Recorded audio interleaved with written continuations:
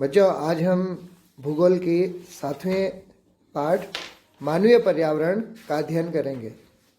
इस पाठ में मानवीय बस्तियों, परिवहन और संचार के साधनों के विषय में चर्चा की गई है।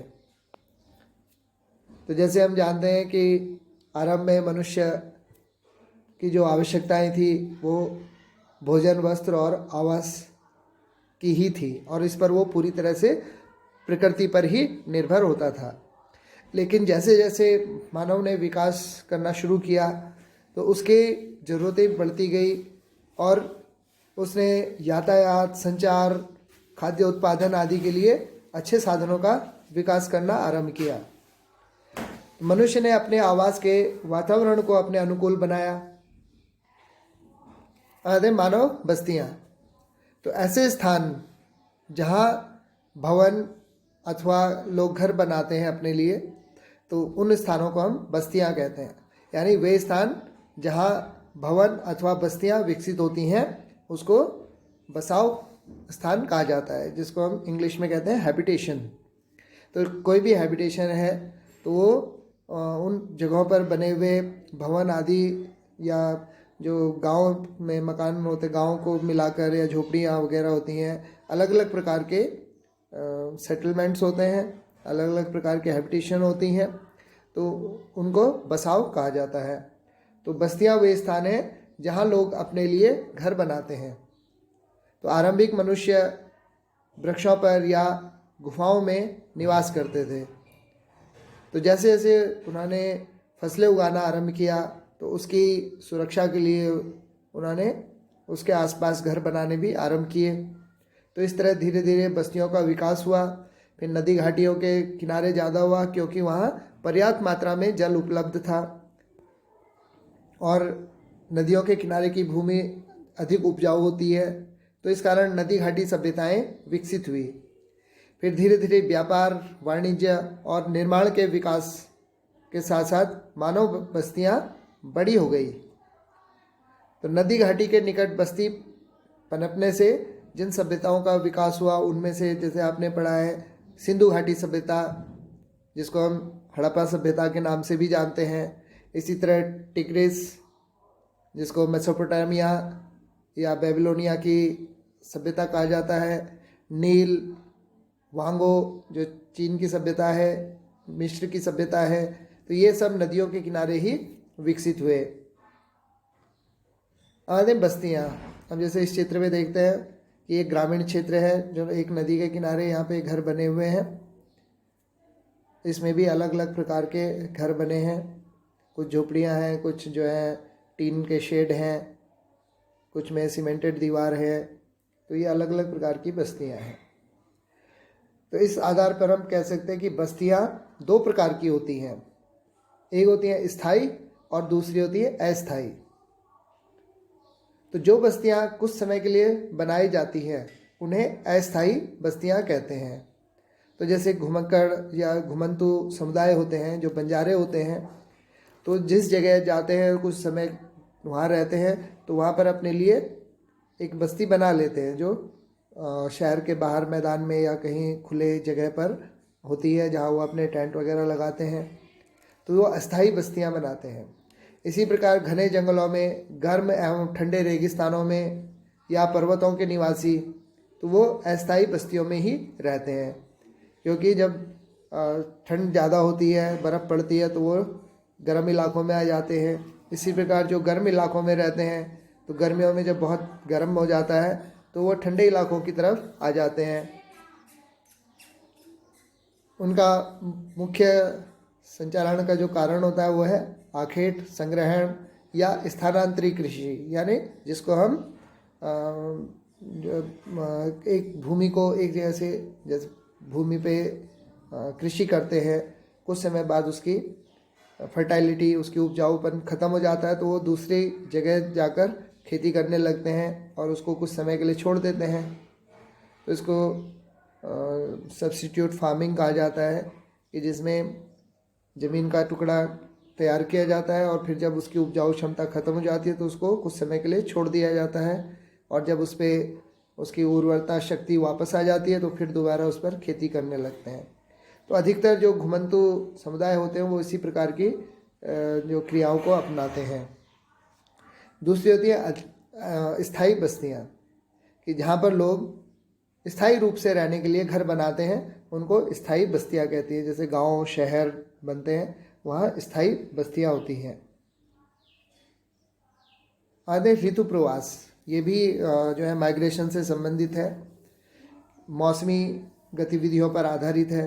तो लोगों के मौसमी आवागमन को ऋतु प्रवास कहते हैं। जैसे कुछ पशुपालक होते हैं जो गर्मियों में पहाड़ों पर अपनी भेड़ बकरियां लेकर चले जाते हैं, भैंसे गाय लेकर चले जाते हैं और कुछ समय तक वहाँ रहते हैं, और उसके बाद जब बर्फ़ पड़ने शुरू हो जाती है तो वो नीचे मैदानी इलाकों में या निचले इलाकों में आ जाते हैं। तो मौसम के परिवर्तन के अनुसार वो नए चारागाहों की खोज में निकल जाते हैं। तो उनके इस तरह के प्रवास को ऋतु प्रवास कहा जाता है, यानी मौसम के अनुसार उनके प्रवास बदल जाते हैं। अब जैसे यहाँ नीचे ये चित्र में दिया है, गडरिया समुदाय है जो अपनी बकरियों के साथ हमेशा इधर से उधर घूमते रहते हैं चारागाहों की तलाश में।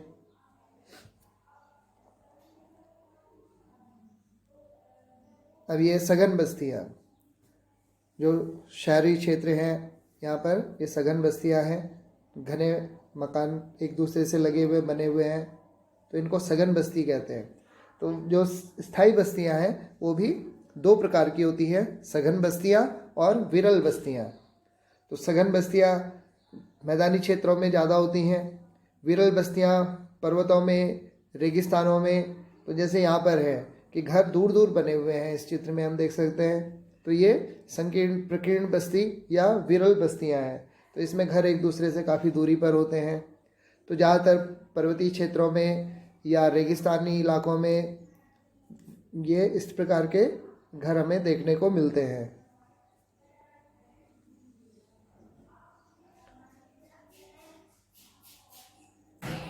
अब अलग अलग प्रकार के भवन होते हैं। तो जैसे आपने बचपन में भी पढ़ा है भवन के प्रकार कि कच्चे भवन और पक्के भवन, दो प्रकार के भवन होते हैं। कच्चे भवन में भी मिट्टी, लकड़ी, बांस आदि के भवन, अब जैसे हम उत्तर भारत में देखते हैं, उत्तर पूर्वी भारत में जैसे आसाम, मणिपुर, मेघालय, मिजोरम, तो यहाँ पर बैम्बू हाउसेस मिलते हैं क्योंकि वहाँ बारिश बहुत ज़्यादा होती है। हम कुछ ऐसे इलाके होते हैं जहाँ पर जैसे हम ग्रामीण क्षेत्रों में देखते हैं कि घास फूस, मिट्टी के छप्पर आदि बनते हैं और दीवारें पत्थर और मिट्टी की बनी होती हैं। इसी तरह हम पक्के घर देखते हैं जो सीमेंट, ईंट, बजरी आदि से बने हुए होते हैं। तो अलग अलग प्रकार के घर, किस प्रकार का हैबिटेशन है, वहाँ पर किस प्रकार की ज़रूरत है, उसी के अनुसार घर बनाए जाते हैं। आदि परिवहन, तो जिस प्रकार मनुष्य ने अपने रहने के लिए स्थान बनाया, उसको एक जगह से दूसरी जगह जाने के लिए परिवहन के साधनों की ज़रूरत होती है, आवागमन के साधनों की ज़रूरत होती है। तो उसके साथ अब जैसे प्राचीन समय पहले लोग पैदल जाते थे, फिर बैलगाड़ियाँ, घोड़ा गाड़ियाँ आदि हुई, उसके बाद बसें, ट्रेन, हवाई जहाज आदि बने। तो इस तरह यात्रा करना आसान हो जाता है। तो परिवहन लोगों एवं सामान के आवागमन के साधन होते हैं, यानी हमारे यातायात के साधन हैं जो सामान और व्यक्ति दोनों को एक जगह से दूसरी जगह पहुंचाते हैं। तो पुराने समय में यात्रा करना बड़ा मुश्किल होता था क्योंकि अक्सर लोग जो है पैदल जाते थे या फिर घोड़े, ऊँटों आदि पर जाते थे, जिससे यात्रा में बहुत अधिक समय लगता था। लेकिन आज परिवहन के लिए हम अलग अलग साधनों का उपयोग करते हैं। अब जैसे ये घोड़ा गाड़ी यातायात के साधन के रूप में प्रयोग की जाती है, बैलगाड़ी का प्रयोग किया जाता है। तो हमारे देश में सामान्यतः गधे, खच्चर, बैल, ऊंट आदि का उपयोग किया जाता है। दक्षिण अफ्रीका में लामा का उपयोग किया जाता है। दक्षिण अमेरिका में एंडीज पर्वत में लामा का उपयोग किया जाता है। ये पाठ में यहाँ पे दक्षिण अफ्रीका लिखा है, ये यहाँ पे गलती से हो गया है, ये दक्षिण अमेरिका है। एंडीज पर्वत जो है वो साउथ अमेरिका में है। तो वहाँ एक ऊँट की तरह का ही एक पशु पाया जाता है जिसको लामा कहते हैं। इसी प्रकार नाव के द्वारा, जहाज के द्वारा जो यात्रा की जाती है तो उसमें भी लंबा समय लग जाता था, लेकिन आज हमारे पास द्रुत गति के साधन हैं, जैसे वायुयान है जो कम समय में एक जगह से दूसरी जगह पहुंचा देते हैं, रेलगाड़ियां हैं, बसें हैं। तो कुछ जगह ऐसी है जिनमें जहाँ पर सिर्फ सड़क मार्ग से पहुंचा जा सकता है, कुछ जगह ऐसी है जहाँ सिर्फ हवाई मार्ग से ही पहुंचा जा सकता है, जैसे दुर्गम घाटियाँ हैं पहाड़ों की, जहाँ सड़कें बनाना भी बड़ा मुश्किल होता है। कहीं पर हम सड़कें, रेल यान आदि जो शहरी क्षेत्र हैं तो वो हर तरह की यातायात के साधनों से जुड़े हुए हैं। अब यातायात के जो 4 प्रमुख साधन हैं उसमें है सड़क, रेल मार्ग, जल मार्ग और वायु मार्ग। तो जो सबसे सुचारू साधन है वो है सड़क मार्ग, क्योंकि हमारे घर से कहीं भी जाए तो सड़क का जो है सबसे ज़्यादा उपयोग किया जाता है। कम दूरी यातायात के सबसे अधिक उपयोग किए जाने वाले मार्ग सड़क मार्ग होते हैं। ये मार्ग भी 2 तरह के होते हैं, पक्की एवं कच्ची सड़कें, यानी जिसको हम मेटलिक और नॉन मेटलिक रोड्स कहते हैं। तो एक तरफ कच्ची सड़कें होती हैं जो मिट्टी, पत्थर आदि से बनी होती हैं, दूसरी तरफ पक्की सड़कें होती हैं जिनमें कोलतार या सीमेंट का इस्तेमाल किया जाता है। मैदानी क्षेत्रों में सड़कों का सबसे घना जाल होता है, क्योंकि यहाँ सड़कें बनाना बहुत आसान होता है। मरुस्थलों, वनों एवं ऊंचे पर्वतों जैसे स्थानों पर भी सड़कें बनी हुई हैं। हिमालय पर्वत पर मनाली लेह राजमार्ग वो विश्व के सबसे ऊंचे सड़क मार्गों में से एक है, यानी इतनी 5000 मीटर से ज़्यादा की ऊंचाई पर बना हुआ है। तो भूमिगत सड़कों को भूमिगत मार्ग कहते हैं। अब कई जगह आपने देखा होगा ज़मीन के नीचे भी सड़कें होती हैं, उनको सबवे कहा जाता है। इसी तरह फ्लाईओवर जो उत्थित संरचनाएं हैं जो ऊपर बनाई जाती हैं, यानी एक सड़क के ऊपर दूसरी सड़क बनाई जाती है, उसको फ्लाईओवर से जो है पुल बनाए जाते हैं जिनके ऊपर चलते हैं। अब यहाँ पे जैसे ये पक्की सड़क का एक चित्र है और ये कच्ची सड़क का चित्र है। जो ग्रामीण सड़क होती हैं वो अधिकतर कच्ची सड़कें होती हैं, शहरों में पक्की सड़कें होती हैं। रेल मार्ग, तो रेल मार्ग के द्वारा तीव्रता से एवं कम खर्च में लोगों का आवागमन एवं भारी सामान को ढोने का कार्य होता है। वाष्प के इंजन की खोज एवं औद्योगिक क्रांति से रेल परिवहन में उसका विकास करने में सहायता मिली। डीजल एवं विद्युत इंजन, अब 2 प्रकार के इंजन हैं जो तेल से चलते हैं या विद्युत से चलते हैं। पहले जो पुराने भाप के इंजन होते थे वो कोयले से चलते थे, अब डीजल, पेट्रोल या इलेक्ट्रिसिटी इनसे चलते हैं। अब कुछ सुपरफास्ट रेलगाड़ियां हैं जिनमें परिवहन की गति और ज़्यादा तीव्र हो जाती है, जो 100 किलोमीटर प्रति घंटा से लेकर 300 किलोमीटर प्रति घंटा तक की रफ्तार से चलती है। मैदानी मार्गों में भी रेल मार्गों का जो है सबसे ज़्यादा विकास हुआ, क्योंकि यहाँ पर भी रेलवे लाइन बिछाना बहुत आसान होता है बजाय पहाड़ी क्षेत्रों में। लेकिन अब धीरे धीरे जैसे जैसे टेक्नोलॉजी बदल रही है, पहाड़ी क्षेत्रों में भी रेल मार्ग बनाना संभव हो गया है, लेकिन अभी इनकी संख्या बहुत कम है। भारतीय रेल मार्ग जो है वो एशिया का सबसे बड़ा रेल मार्ग है।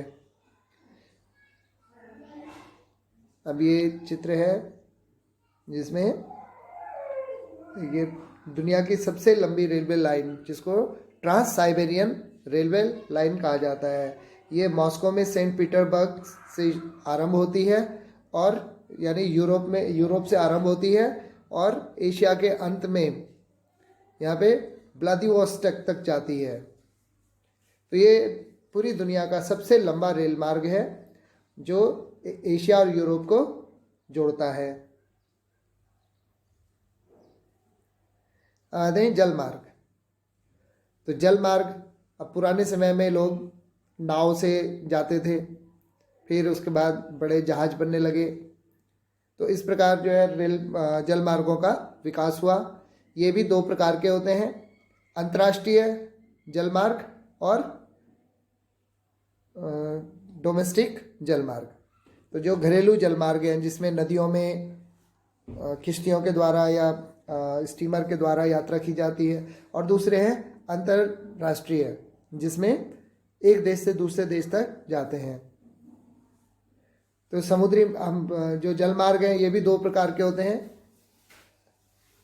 एक तो है नदी मार्ग और दूसरे हैं समुद्री मार्ग। तो नदी मार्ग को अंतर्देशीय जलमार्ग कहा जाता है और समुद्री मार्ग दो प्रकार के होते हैं, अंतर्राष्ट्रीय और अंतर्देशीय। इसके बाद आते हैं वायु मार्ग।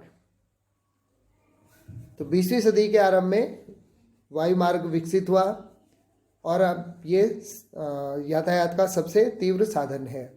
आज हम हेलीकॉप्टर, जेट प्लेन्स आदि का प्रयोग करते हैं और लंबी दूरी की यात्राएं कुछ ही घंटों में पूरी हो जाती हैं। इसके आते हैं संचार के साधन। संचार का तात्पर्य होता है अपने बात को एक जगह से दूसरी जगह तक पहुंचाना। तो संचार दूसरों के पास तक सूचना पहुंचाने की प्रक्रिया है।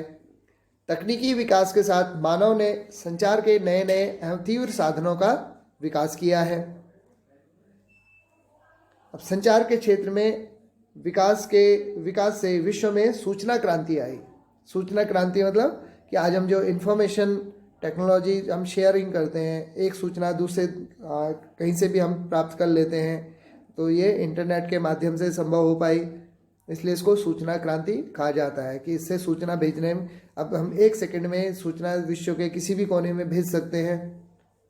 तो इसलिए बहुत सारे इसमें जो है परिवर्तन हुए। आज हमारे पास संचार के जो प्रमुख साधन हैं उसमें समाचार पत्र, रेडियो, टेलीविज़न, ये जो है आम संपर्क साधन हैं। इसके अलावा इनको हम जनसंपर्क के माध्यम भी कहते हैं। इसके अतिरिक्त इंटरनेट, ईमेल या इलेक्ट्रॉनिक मेल वो आज बहुत ज़्यादा जो है वो व्यापक रूप से उसका प्रसार हो गया है। इसके अतिरिक्त सेलुलर फ़ोन, जो मोबाइल फ़ोन है, आज घर घर में मोबाइल फ़ोन है, घर घर में सेलुलर फ़ोन्स हैं, तो इससे जो है संचार आसान हो गया है। हम इनके कारण हम रेलवे टिकट या एरोप्लेन के टिकट, कोई भी हमें टिकट बुक करना है, शॉपिंग करनी है, सब आसान हो गया है। घर बैठे ही हम सब कुछ कर सकते हैं। तो इस तरह से संपूर्ण विश्व जो है वो इन सेवाओं के कारण एक छोटे क्षेत्र के दायरे में आ गया है। यानी पूरा विश्व एक हो गया है कि जहाँ पहले सूचना पहुँचने में कई महीनों लग जाते थे, अब कुछ ही सेकंड में सूचना एक जगह से दूसरी जगह चली जाती है। तो इसलिए इसको सूचना क्रांति कहा जाता है। आज हमारे पास सैटेलाइट्स हैं, तरह तरह के उपग्रह हैं जो सूचना का प्रसार तेज़ी से करने के लिए हमारे को ऐसी सुविधाएं देते हैं, जिसके द्वारा आज देखते हैं कि DTH चलता है, डायरेक्ट टू होम। तो हम टीवी देखते हैं तो आज दुनिया भर के चैनल हम देख सकते हैं अपने घर में। तो ये सब सैटेलाइट के माध्यम से, उपग्रहों के माध्यम से आया है। तो पूरा विश्व समाज जो है वो एक परिवार के रूप में परिवर्तित हो गया है। इसलिए इसको ग्लोबल टेक्नोलॉजी या ग्लोबल जिसको वैश्विक परिवार के रूप में माना जाता है। तो ये सब संचार के साधनों के विकास के कारण ही हो पाया है। अब ये चित्र है, नीचे मानचित्र दिया हुआ है जिसमें प्रमुख समुद्र और वायु मार्ग दिए हुए हैं। जो अंतर्राष्ट्रीय वायु मार्ग हैं, अंतर्राष्ट्रीय समुद्र मार्ग हैं, वो पूरे विश्व को, अब जो लाल लकीरें हैं ये वायु मार्ग को दिखा रही है और जो नीली लकीरें हैं ये जल मार्ग को दिखा रही हैं, यानी समुद्री मार्ग हैं। तो आज देखते हैं कि पूरा विश्व जो है इन वायु मार्ग और जल मार्ग के नेटवर्क से सीमित हो गया है।